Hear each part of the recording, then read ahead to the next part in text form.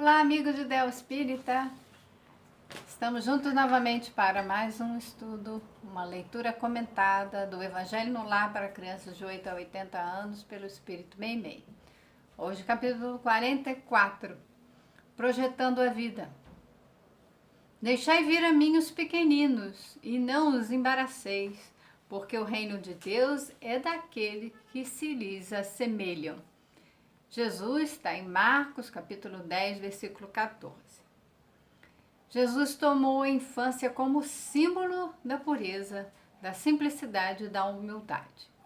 Ele pegou a infância como símbolo. Não significa que a infância seja pureza, simplicidade e humildade.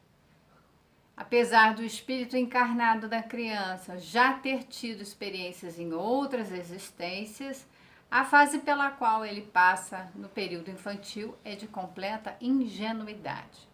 Então, nós temos ali, na criança, um espírito reencarnante com muitas experiências, mas que exatamente nessa fase infantil, ele assemelha, ele aparenta a simplicidade, uma pureza, uma humildade, que não tem enquanto espírito, mas por conta desse momento específico da infância, ele vai apresentar. Então, ela explica que todas as aquisições do passado, inteligência, caráter, permanecem em estado latente, no subconsciente, a gente pode dizer aqui no inconsciente. E à medida que o corpo vai se desenvolvendo, vão surgindo ao mesmo tempo todas as tendências. Então essas tendências ficam latentes, como adormecidas. Então o espírito ali, ele não se manifesta com todas as tendências, inclinações, más inclinações que ele possui. Então, todos nós somos imperfeitos, nós temos mais inclinações. Então, olhar para uma criança é reconhecer que ali há um espírito que precisa ser educado. E neste momento da infância é que há grande flexibilidade para que ela absorva as nossas informações, nossos exemplos, elas aprendem pelo exemplo e sua inteligência, suas tendências, seu caráter, seus temperamentos, isso vai aparecendo. A gente já observa no bebê que são diferentes. Um bebê às vezes é mais quietinho, gosta mais de dormir, outro é mais agitado, outro é mais guloso. A gente vai rotulando, vai dando adjetivos ali, à medida que a gente vai observando o comportamento daquela criança. Então a gente já sabe que ninguém se parece, né, com os outros. Então somos todos diferentes e já do berço a gente percebe isso, né?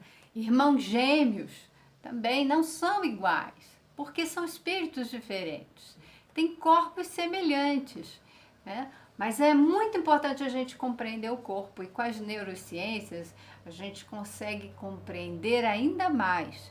O cérebro do bebê, ele está em desenvolvimento, não nasceu pronto.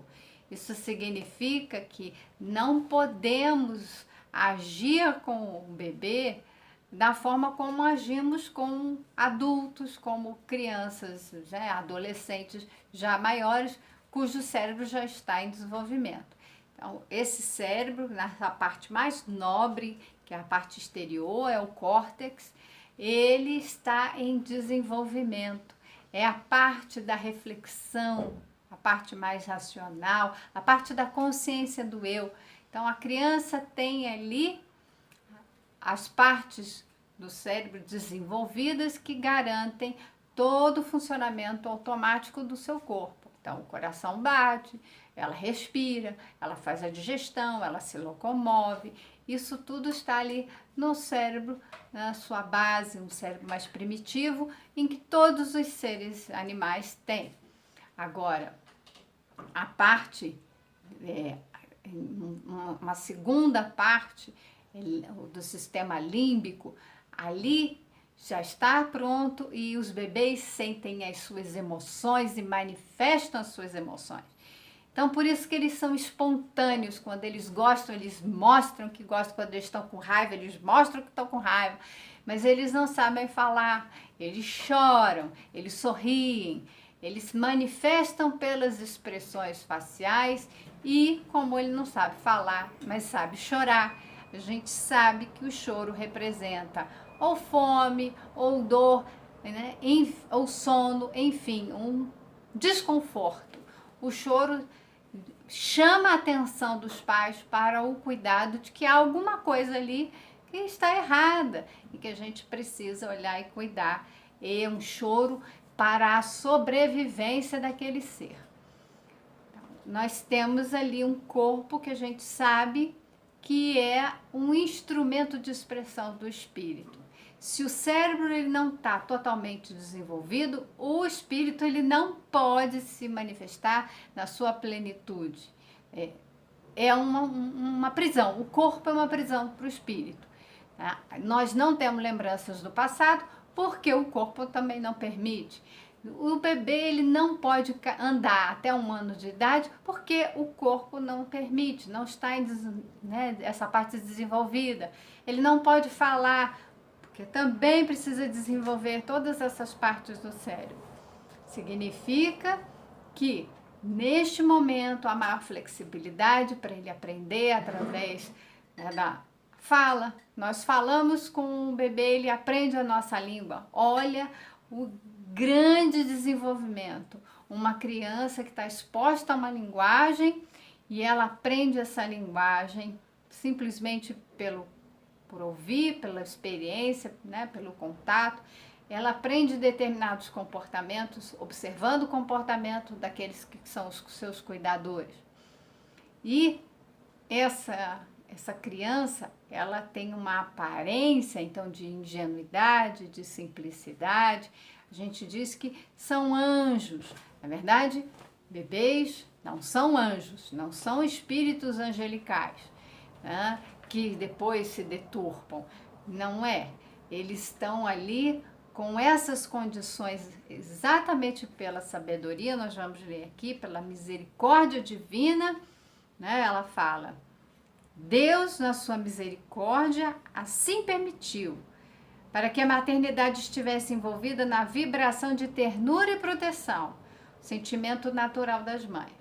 Então, também coloca aqui como sendo natural das mães sentirem uma ternura, sentirem uma vontade de proteger os seus filhos. Isso nós vamos ver, né? Faz parte do instinto. Não estou falando em amor materno, estou falando em um instinto que a gente observa em todos os seres, né? Todos os animais que têm seus filhotes. Há um instinto de proteção que todos temos. Nós temos instinto de sobrevivência, de conservação, né? E nós vamos fazer isso com os nossos filhos. Ao olhar um bebê, ele gera, né, pelo seu formato, pela forma como ele interage, pela sua fragilidade, pela sua beleza, né? Ele, com a sabedoria de Deus, ele ficou todo prontinho ali de um jeito que nos encantasse, que gerasse em nós uma vontade de proteger, para que eles possam sobreviver. Por isso que filhotinhos geralmente são muito bonitinhos, cara, dos animais, né? Com exceção de alguns, mas enfim, a beleza é uma questão também muito subjetiva. Mas existem alguns critérios, né, de tamanhos de cabeça, simetria. Então a gente vai estudando essas coisas e vai vendo que nós temos uma tendência a gostar de determinados padrões. E a criança, ela tem isso e desperta em nós essa vontade de cuidar, essa vontade de proteger. E como é um ser totalmente indefeso, não nos gera qualquer tipo de ameaça, nós nos entregamos ali. E percebemos que a criança ela age naturalmente, ela é espontânea e de modo que nos encanta. Esse é o momento para desenvolvermos o amor por aquele ser, né? Uma vontade de estar perto, de cuidar. Então, para a mãe, o filho é um anjo, cuja inocência lhe solicita toda a atenção e devotamento. Mas a gente já sabe que não se trata de um anjo. Por isso, nesse momento, é preciso investir na educação moral desse espírito que está reencarnando. Ele está mais propenso a receber. Não poderia ser de outra forma, pois não haveria condição de os laços afetivos se fortalecerem se não houvesse a graça ingênua. É exatamente isso que nós estamos discutindo. Se não fosse dessa forma, então, por Deus ser muito sábio, misericordioso, ele fez com que houvesse esse encontro dos pais com o bebezinho, esse ser que inspira esses cuidados, essa ingenuidade, como se fosse ali um anjinho, para que nós pudéssemos cuidar desses bebês, né, e fortalecer, sim, desenvolver o amor, fortalecer esses laços afetivos. Um caráter viril e ideias de adultos sobre os traços infantis afastariam todas as possibilidades de educação no que se refere à modelagem da personalidade. Então, nosso trabalho enquanto pais, ela já diz, é modelagem da personalidade. Nós vamos influenciar essa criança para que ela, né, molde ali o seu caráter e passe a adquirir valores que vão nortear a sua vida. Se ela tivesse, né, comportamentos de adulto, né, se ela respondesse a gente com grosseria, se ela, enfim, agisse de uma forma egoísta, a gente vê que a criança é egocêntrica, né? Ela acha que tudo está em torno dela e está, de fato ela está, ela chora, tudo vem, ela não consegue fazer por conta própria. À medida que ela vai adquirindo autonomia, ela vai vendo que o mundo, né, se expande ao redor dela e existem outras coisas que ela vai tirando se tirando ali, né, se retirando desse centro. Mas isso é aos poucos. No início ela precisa desses cuidados exclusivos para a sua sobrevivência. Mas, voltando lá, essa característica, né, de personalidade que ela apresenta, isso precisa estar adormecido. Então, ela vai mostrar que ela tem determinados vícios mais tarde. Mas se nós agirmos cedo ali, de forma a promover uma educação moral, essa criança receber o nosso afeto, o nosso cuidado, vai fazer com que as más tendências delas, isso seja, vamos dizer assim, trabalhado. E quando ela tiver idade para poder começar a manifestar, então lá para depois dos 7 anos, que a criança começa a manifestar realmente as suas tendências, quem ela é, esse espírito, né? Ela já tem a influência desses pais na sua educação. E isso vamos dizer assim, diz respeito à missão dos pais. Então, diante da criança precoce, em tenra idade, já evidencia as conquistas intelectuais do passado, a educação se torna mais difícil, pois ela vai perdendo mais rapidamente a inocência. A sua própria constituição orgânica, a sua debilidade não poderiam resistir a uma atividade excessiva do espírito. Também tem isso, né? Por que a criança nasce tão débil? Seu cérebro está em desenvolvimento e todas as suas tendências, né, temperamentos, tudo isso fica ali latente, mais adormecido, porque o seu corpo não ia aguentar Ele está tão em desenvolvimento, né? Tão no início, né, desse processo, ainda tão frágil, com as conexões neurais se dando, o organismo ainda se fortalecendo, ele não suportaria tanto, né, tantas atividades do espírito. Precisa dormir. Já perceberam que o bebê precisa dormir mais de 12 horas? Ele passa a maior parte do tempo dormindo. Quando os pais são preparados para receberem no lar um espírito reencarnante, existe durante o sono físico um complexo processo antecedendo a encarnação com o objetivo de harmonizar os integrantes do projeto para uma aproximação. Às vezes torna-se penosa pelos laços de antipatias do pretérito culposo. Isso é muito interessante porque a gente vê em algumas histórias, né, também nas obras de André Luiz, que os pais, eles são levados pelos seus amigos espirituais, pela equipe de espíritos que estão fazendo o planejamento da encarnação, ainda que nós participemos antes de reencarnar desse planejamento, existe toda uma equipe, né, que prepara, faz esse planejamento, com a nossa ou sem a nossa participação. Mas eles nos convocam ali para um acerto, né?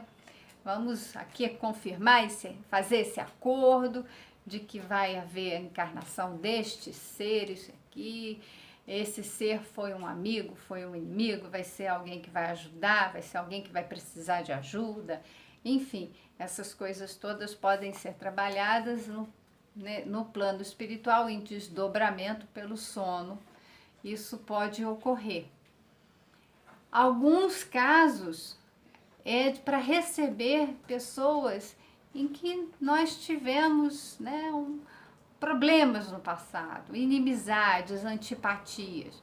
E quem trabalhou em maternidade como eu, é muito interessante verificar a relação da gestante na sua gravidez.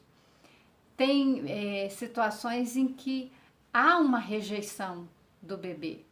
A mãe fica muito confusa, fica em conflito, porque ela sente medo, ela tem um enjoo, né? Um enjoo que é persistente. Existe um enjoo que é do primeiro trimestre, os 3 primeiros meses da gestação, é normal porque a placenta ainda não está formada, isso passa depois do 3º mês. Mas existem enjoos que permanecem e vão até o final da gestação, né? E a pessoa precisa de cuidados especiais para não prejudicar tanto a si mesmo, seu organismo, quanto o do bebê. E é interessante porque se a gente tem um olhar espiritual, um olhar que transcende, nós vamos poder cuidar dessa gestante, né? Tratávamos dela, né, como cuidados psicológicos, né, o que está acontecendo, quais são os conflitos, quais são os medos.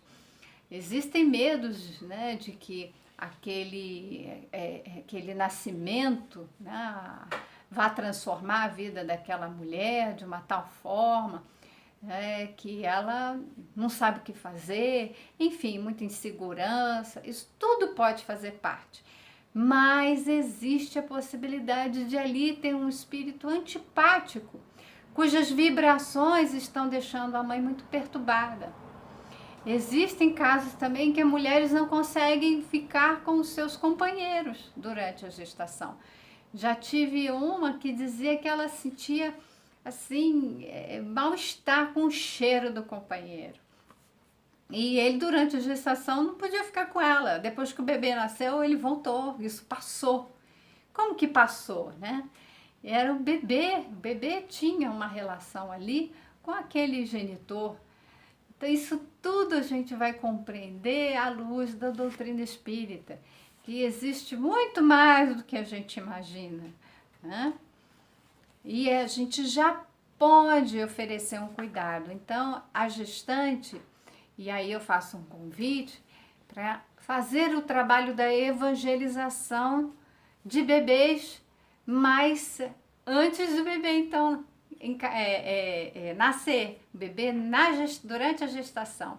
Então, são evangelização de bebês na gestação. Então, de gestantes, a gente cuida dos pais, né, do casal, e com um preparo para o nascimento do bebê. Existe esse trabalho feito em maternidades, né, num processo de educação para a saúde, educação ali pensando em todas as relações de psicológicas, emocionais, físicas, sociais. Então, trabalho de equipe com assistente social, com enfermagem, com psicólogo, com médico, até com fisioterapeuta, que eu já fiz esse trabalho.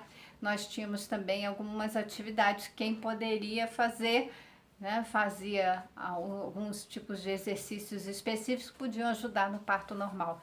É um trabalho muito bonito, né, mas a gente também pode fazer esse trabalho nas casas espíritas, né, se faz o pré-natal, normalmente, mas se faz também o acompanhamento aí com cuidado espiritual, a evangelização de todos, da família. Eu gosto muito desse trabalho e estou desenvolvendo aí um projeto para que no futuro a gente possa, no futuro que eu falo, pós-pandemia, né, fazer esses encontros e organizar essas atividades. Então ela fala da magnetização. Após a magnetização proveniente da aceitação dos encargos, o espírito prepara-se para renascer. A união do espírito ao embrião realiza-se no momento da concepção. Então, já ali, quando o espermatozoide e o óvulo se unem, já o espírito está unido. Então, quando se fala em aborto, não importa em que época, né, o espírito está unido já a partir da união aí desses gametas.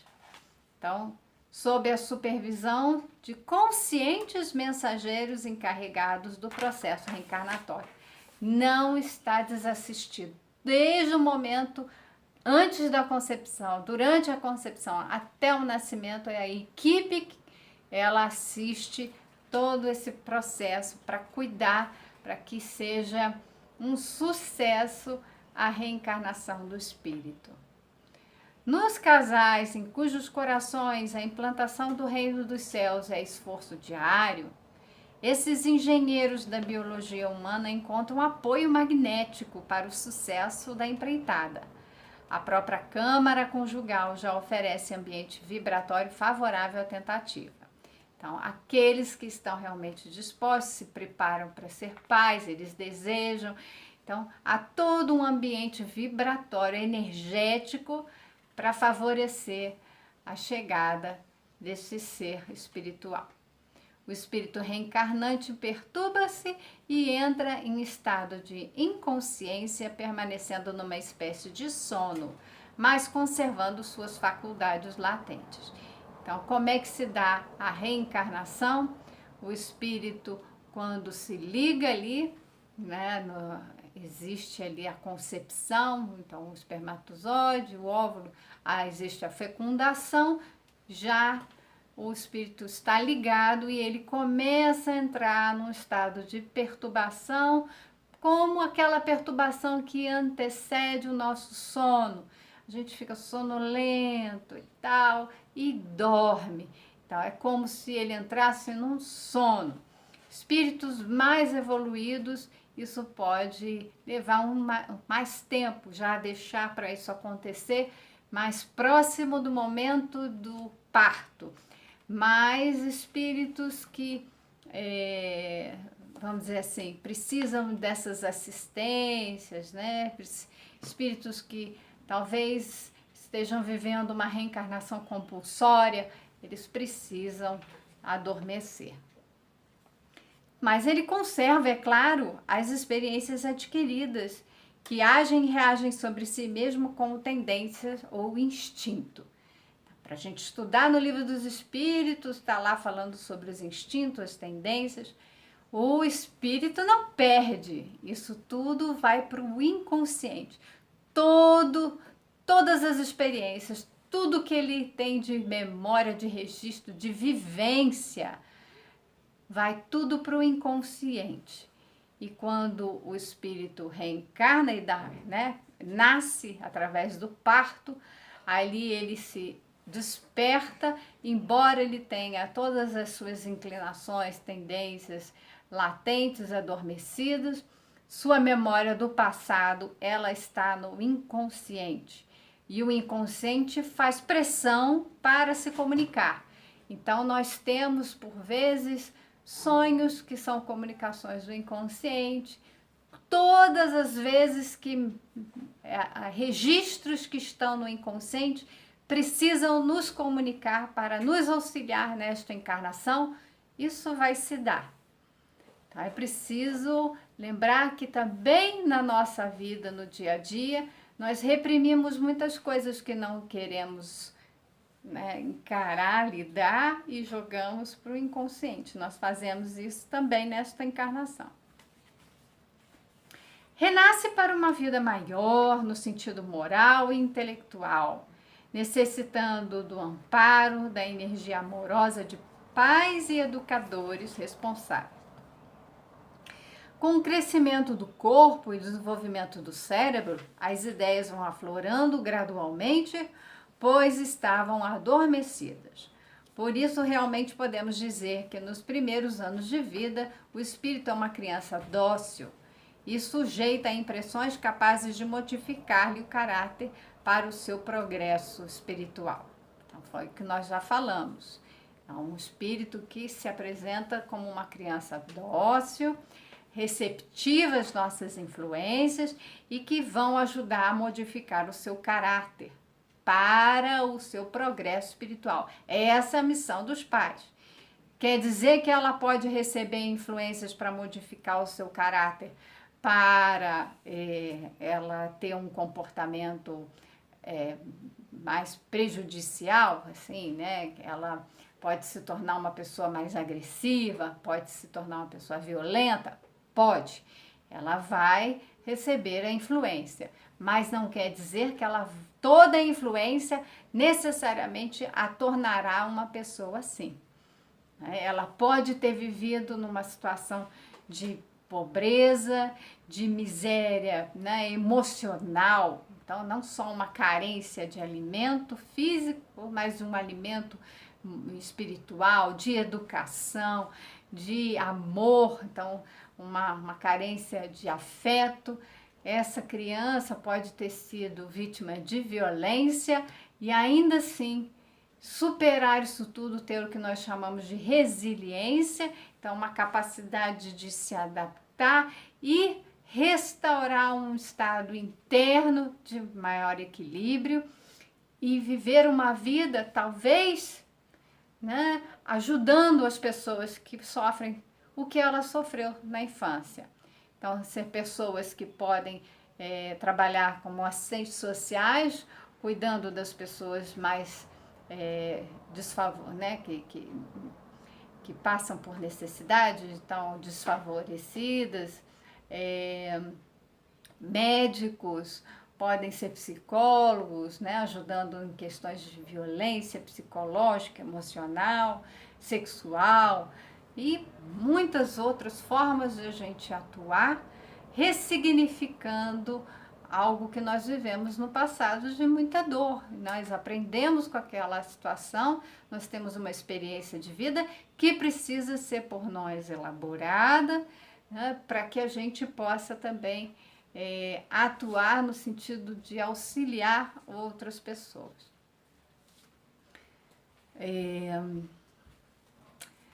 Está revestido de roupagem de inocência, então esse espírito, apesar da alma ter vivido anteriormente. Jesus está com a verdade quando toma a criança como símbolo da pureza e da simplicidade.